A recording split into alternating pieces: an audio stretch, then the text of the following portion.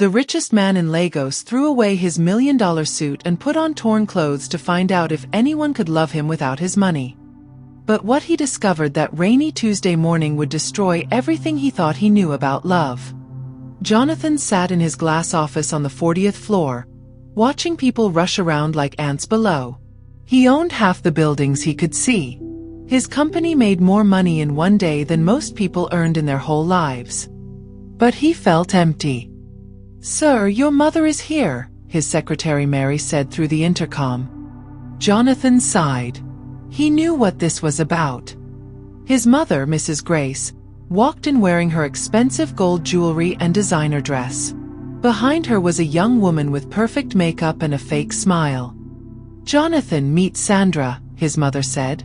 "Her father owns the biggest oil company in Nigeria. You two would make a perfect match." Sandra giggled and touched Jonathan's arm. "I've heard so much about your success. Your cars, your houses, your money," Jonathan finished coldly. "That's all you've heard about." Sandra's smile never faded. She didn't even seem embarrassed. That night, Jonathan couldn't sleep. He stood on his balcony looking at the city lights. Every woman who had ever claimed to love him only talked about his wealth, his cars, his houses, his business deals. Did anyone even know his real name wasn't just the billionaire? The next morning, Jonathan made a crazy decision. He would find out if true love existed. He called his best friend and business partner, Michael. "You're going to do what?" Michael shouted through the phone. "I'm going to pretend to be poor for 1 month," Jonathan said. "I want to see if anyone can love me for who I am, not what I have." "Jonathan, that's insane. What about the company? What about your reputation?" "You'll handle the company. Tell everyone I'm traveling.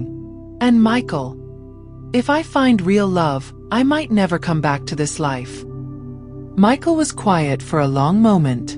"And if you don't find it? Then I'll marry Sandra and live the empty life everyone expects me to live." Jonathan spent the whole day planning. He would go to a part of Lagos where nobody knew him. He would get a small job, live in a tiny room, eat simple food, be completely ordinary. His driver, Peter, was the only one who knew the truth. "Are you sure about this, sir?" Peter asked as he drove Jonathan to a simple neighborhood called Surulere. "I have to know, Peter. I have to know if love without money exists." Jonathan got out of the car wearing old jeans and a faded t-shirt. He had only 5,000 naira in his pocket. For a man who usually carried credit cards with millions, this felt like nothing. The first week was harder than he thought. He rented a small room from an old man called Papa Tund. The room had 1 bed, 1 chair, and a small window. "You look like a gentleman," Papa Tund said, studying Jonathan's face. "What brought you here?" "I'm looking for something I lost," Jonathan replied. "Ah, we all are, my son. We all are." Jonathan got a job at a small restaurant called Mama Joy's Kitchen. The owner, Mama Joy, was a round, happy woman who fed everyone like they were her children. "You can wash dishes and clean tables," she said. "The pay is small, but the food is good." Jonathan had never washed a dish in his life. His hands got cut. His back hurt. But something strange happened. He started to feel peaceful. Then he met her. It was his second week at the restaurant. Rain was falling hard, and most customers had run home. Jonathan was cleaning tables when the door opened. A young woman rushed in, soaking wet. Her clothes were simple but clean. Her hair was natural, not straightened like the women in his usual world. She had no makeup, but her smile could light up the whole room. Sorry, she said to Mama Joy. "I got caught in the rain. Can I have some rice and chicken?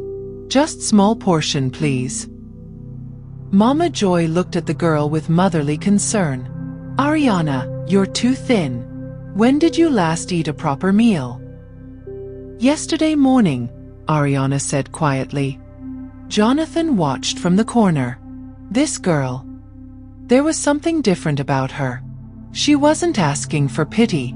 She wasn't complaining. She was just real. Mama Joy gave her a big portion but charged her for a small one. Thank you, Mama, Ariana said with tears in her eyes. You're so kind. As Ariana ate, Jonathan noticed she kept looking around the restaurant. When she saw him cleaning, she smiled and waved. You're new here, she said when he came to clean her table.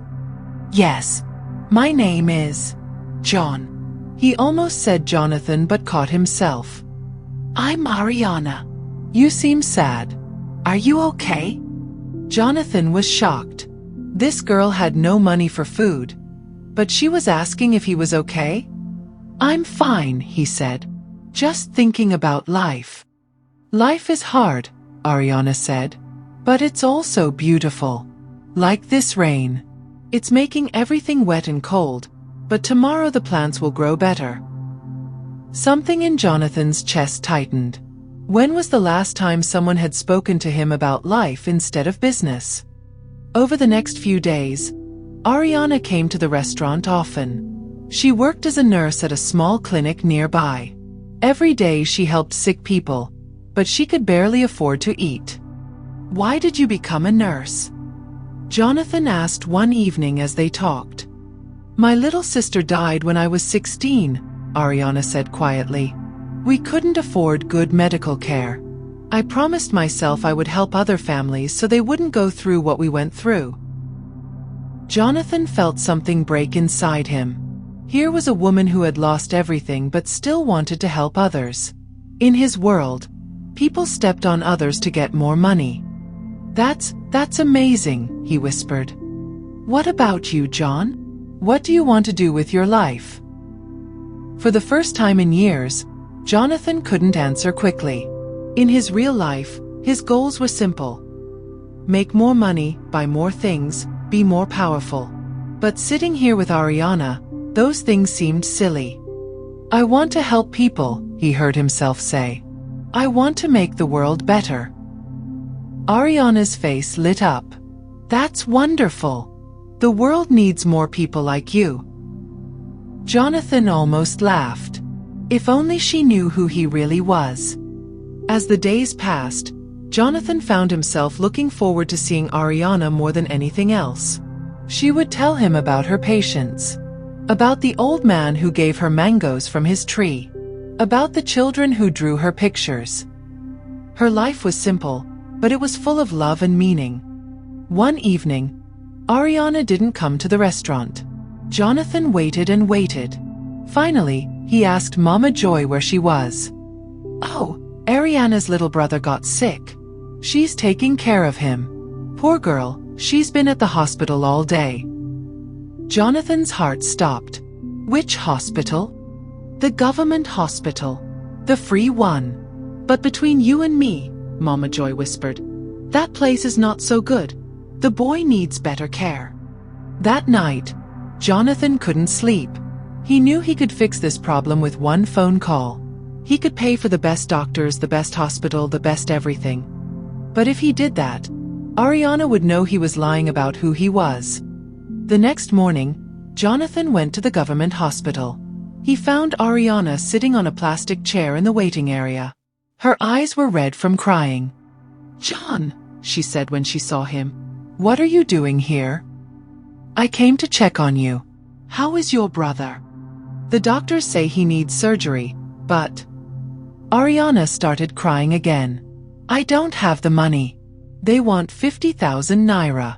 I make 20,000 a month. How can I get 50,000? Jonathan's hands shook. In his real life, 50,000 was nothing. He spent more than that on lunch. But sitting here as John, he had no way to help. Or did he? Maybe I can help, he said carefully. John, you're sweet, but you work at a restaurant. Where would you get 50,000? Jonathan thought fast. I have some savings. From before I came here. It was technically true. Ariana grabbed his hands. "John, no. I can't take your savings. That's your future. Ariana, listen to me." Jonathan looked into her eyes. "You saved my life when I was lost and sad. Let me save your brother's life." "But John." "No buts. I'm going to get the money." Jonathan called Peter from a payphone outside the hospital. "Sir, where have you been?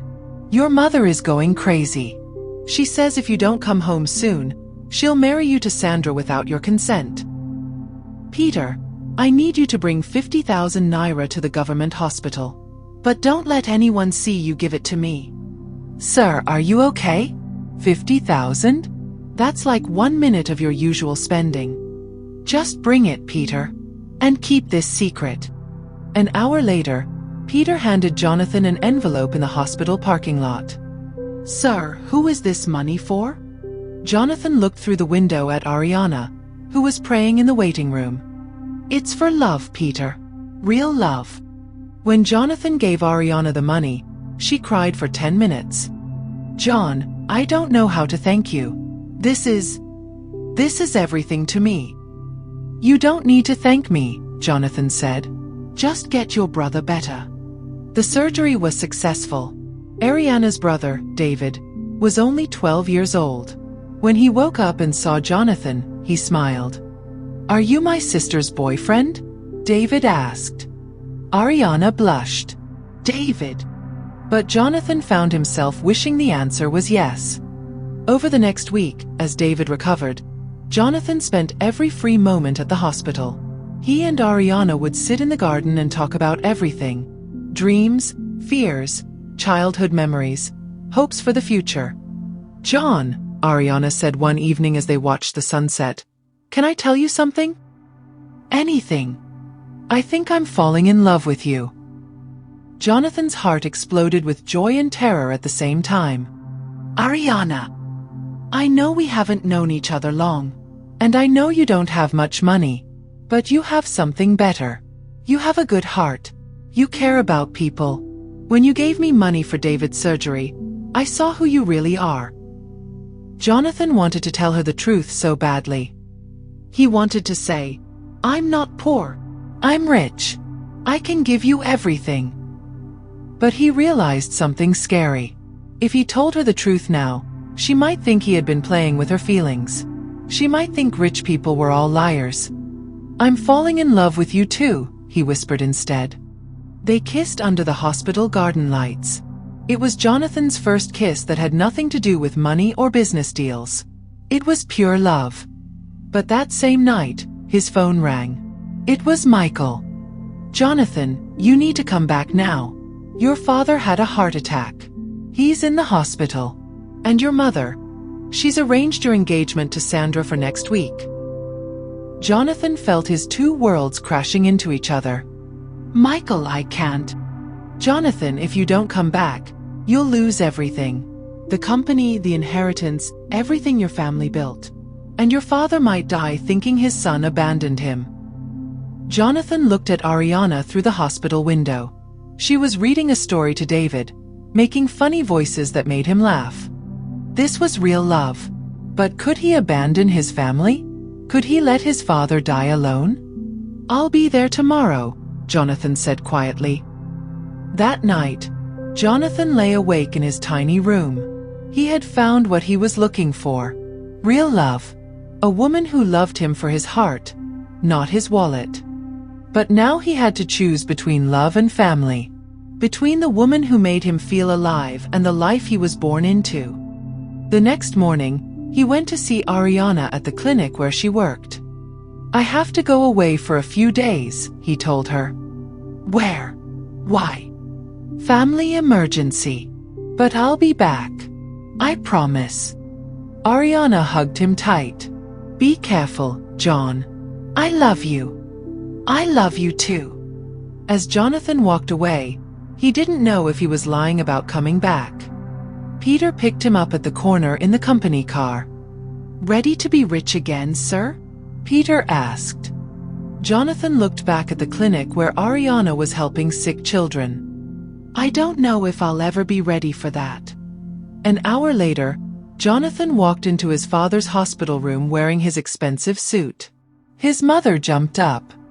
"Jonathan, where have you been? Look at your father." His father was weak but awake. "Son, I thought you had abandoned us." "Never, Dad. I was just finding myself." "Well, you found yourself just in time," his mother said. "Sandra is coming tomorrow to discuss the engagement details."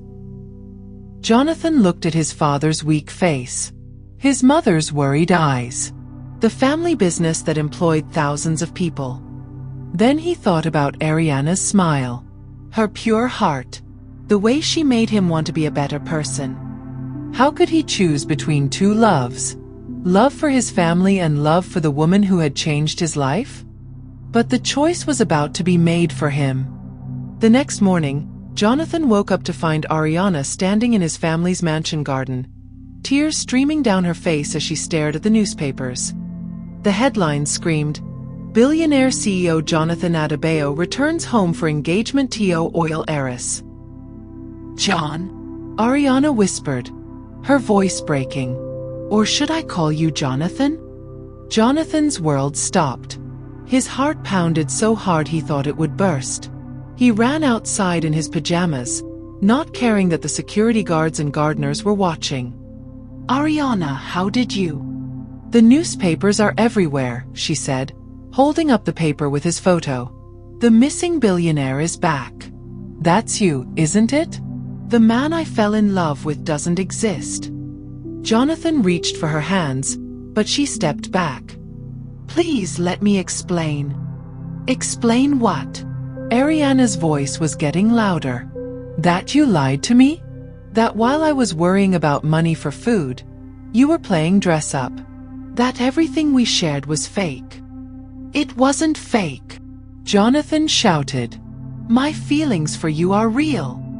"Your feelings?" Ariana laughed. But it was bitter. "You watched me struggle. You watched me cry about my brother's surgery money.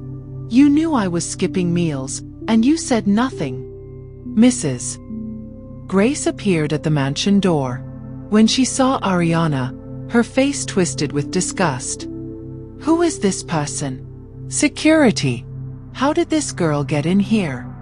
"Mother, stop," Jonathan said.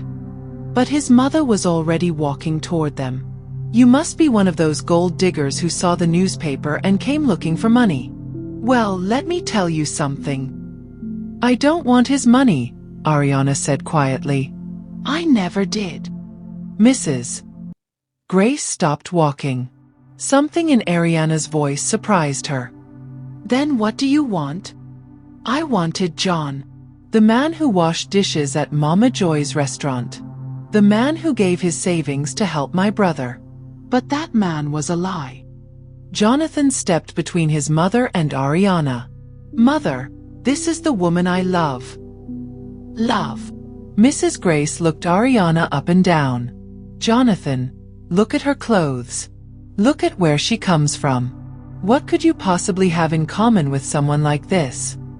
"Everything that matters," Jonathan said. But Ariana was already backing toward the gate. "Ariana, wait. Don't follow me, Jonathan. You made your choice when you decided to lie to me for weeks." She turned to Mrs. Grace.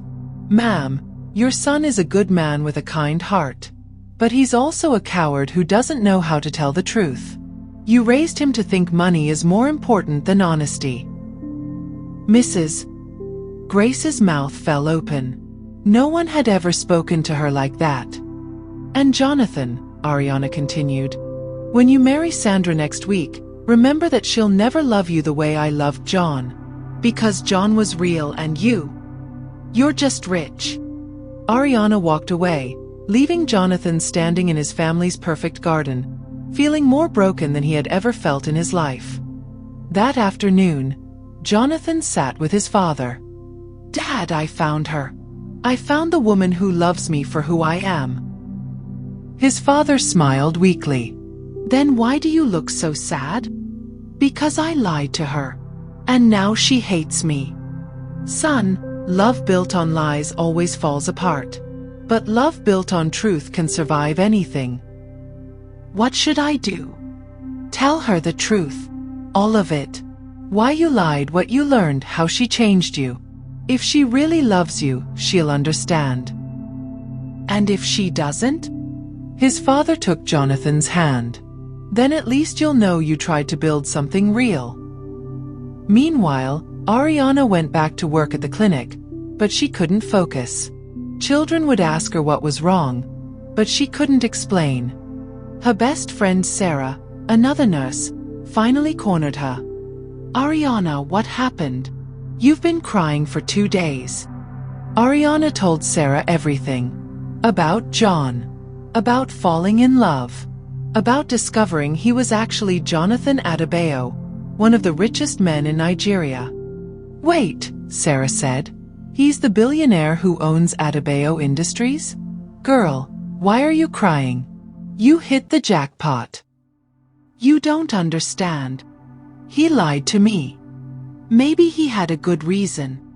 What good reason is there for lying about who you are? Sarah was quiet for a moment. Maybe he wanted to know if you could love him without his money. That's stupid.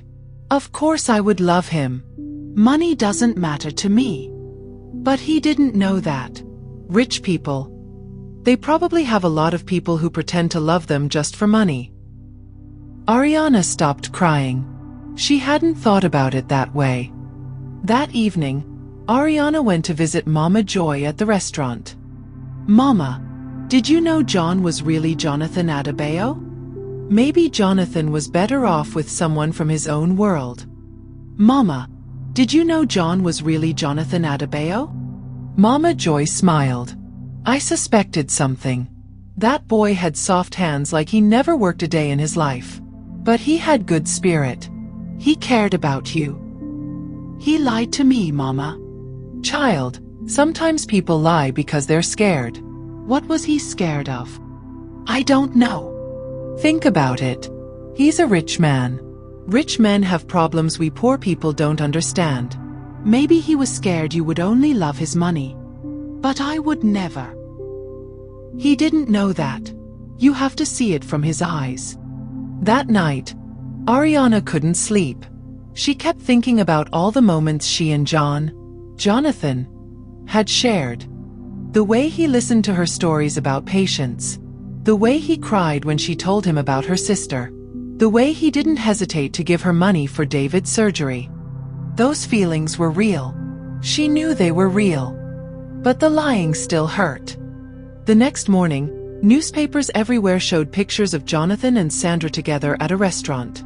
The headline said, "Billionaire couple plans dream wedding." Ariana saw the photos and felt sick. Sandra was beautiful, polished, everything a rich man's wife should be. Maybe Jonathan was better off with someone from his own world. But that same day, David, Ariana's little brother, said something that changed everything. Sister, why are you so sad? Is it because of the man who helped me? What do you mean? The rich man. Uncle John. I saw his picture in the newspaper. He's the same person, right?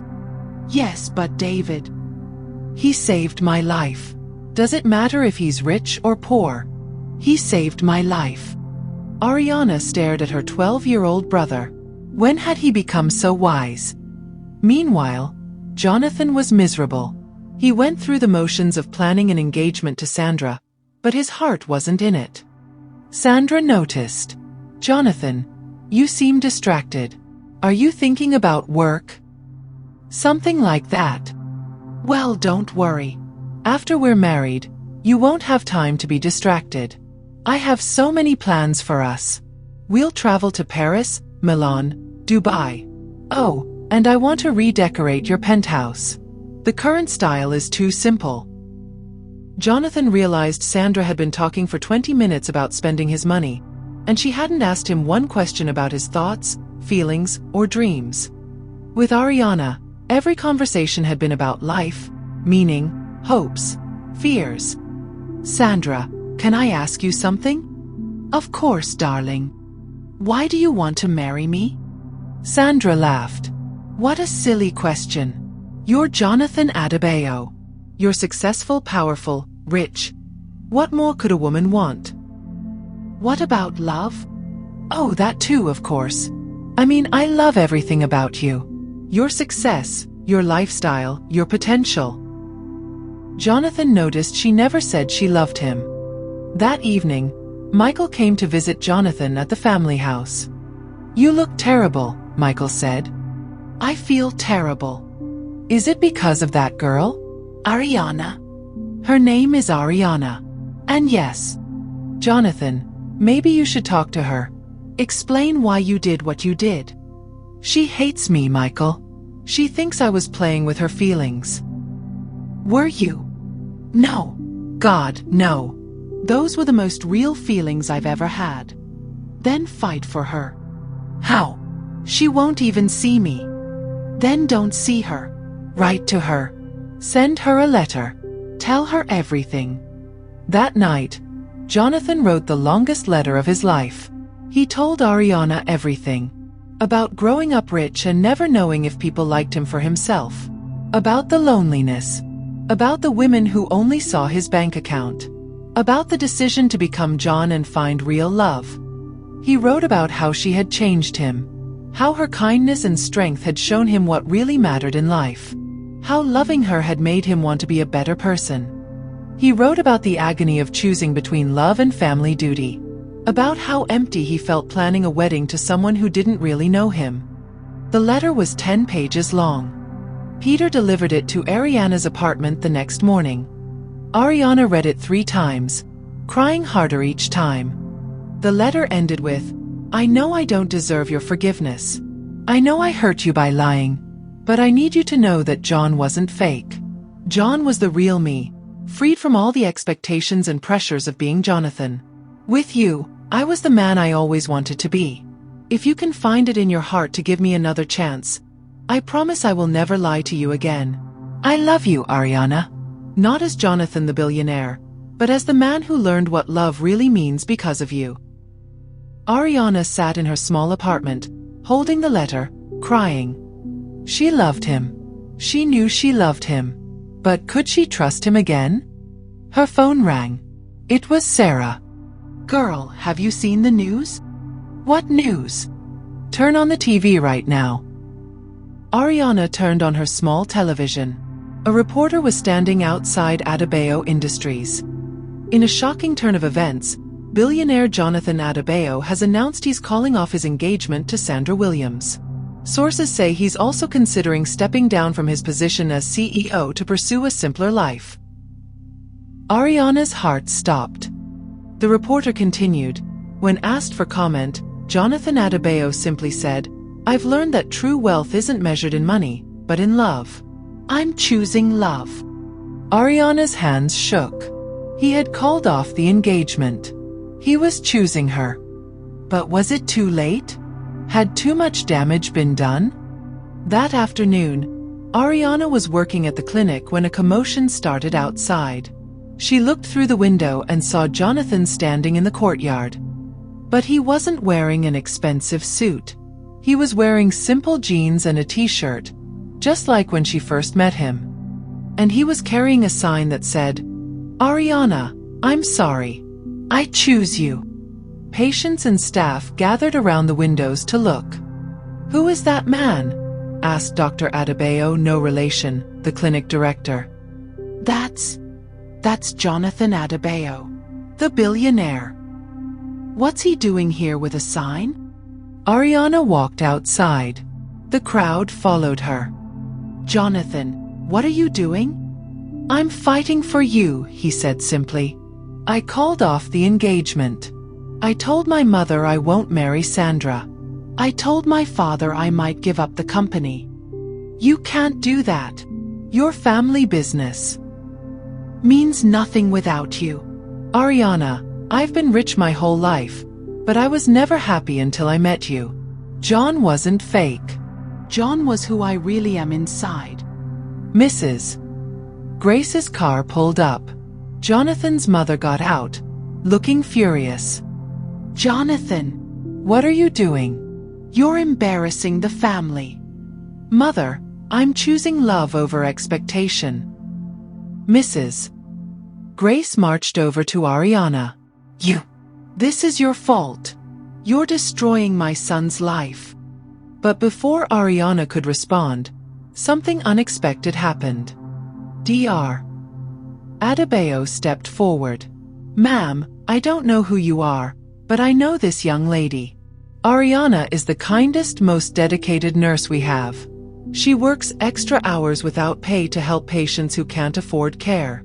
She saved money for months to buy medical supplies with her own salary. If your son loves her, he has excellent taste. Other staff members nodded in agreement. She stayed up all night with my sick daughter, said one mother. She taught my son to read when the school gave up on him, said another. She's an angel, said Papa Tund, who had somehow appeared in the crowd. She brings food to old people like me who have no family. Mrs. Grace looked around at all these people praising Ariana. Her expression slowly changed. Is this true? She asked Ariana. I just try to help when I can. Mrs. Grace was quiet for a long moment. Then she turned to Jonathan. Son, in our world, we judge people by their money and status. But these people, they judge by character. Maybe I was wrong. She looked at Ariana again. Can you forgive a foolish old woman who thought money was more important than a good heart? Ariana was crying now. Of course. Jonathan stepped closer to Ariana. Can you forgive me for lying to you? I understand why you did it, Ariana said. But Jonathan, if we do this, if we try again, you have to promise me something. Anything. No more lies. No more tests. No more pretending to be someone else. I need you to trust that I love you for you, not for your money. I promise. And I need you to understand that I don't want your money to change me. I want to keep working at the clinic. I want to keep helping people. I don't want to become someone who only thinks about shopping and parties. I don't want you to change. I fell in love with who you are. And I fell in love with John. But now I need to learn to love Jonathan too. The real Jonathan, with all his responsibilities and complications. Jonathan smiled. John and Jonathan are the same person. You taught me that. They kissed in front of everyone. The crowd cheered. Mrs. Grace cried. Papa Tund shouted, "True love wins." But the story wasn't over yet. 6 months later, Jonathan and Ariana got married. But not in a fancy church with hundreds of guests. They got married at Mama Joy's restaurant, surrounded by the people who had watched their love story unfold. Patients from the clinic. Children from the neighborhood. Papa Tund gave Ariana away because her own father had died years earlier. Mrs. Grace helped serve food to the guests. She had learned to love Ariana like a daughter. Jonathan did step down as CEO, but he didn't abandon the family business. Instead, he started a foundation that provided free healthcare to poor communities.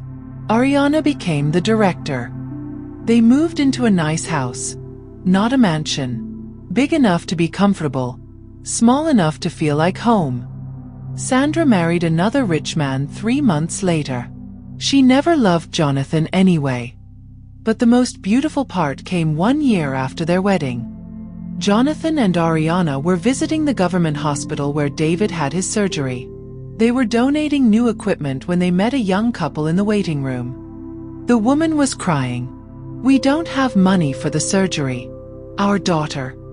She might die. Without hesitation, Jonathan and Ariana sat with them. What's your daughter's name? Ariana asked. Joy. Her name is Joy. That's a beautiful name, Jonathan said. And you know what? Joy is going to be just fine. He called the hospital director right there and arranged for everything to be paid for. As they watched the couple's faces light up with hope, Ariana squeezed Jonathan's hand. This is what wealth really means, she whispered.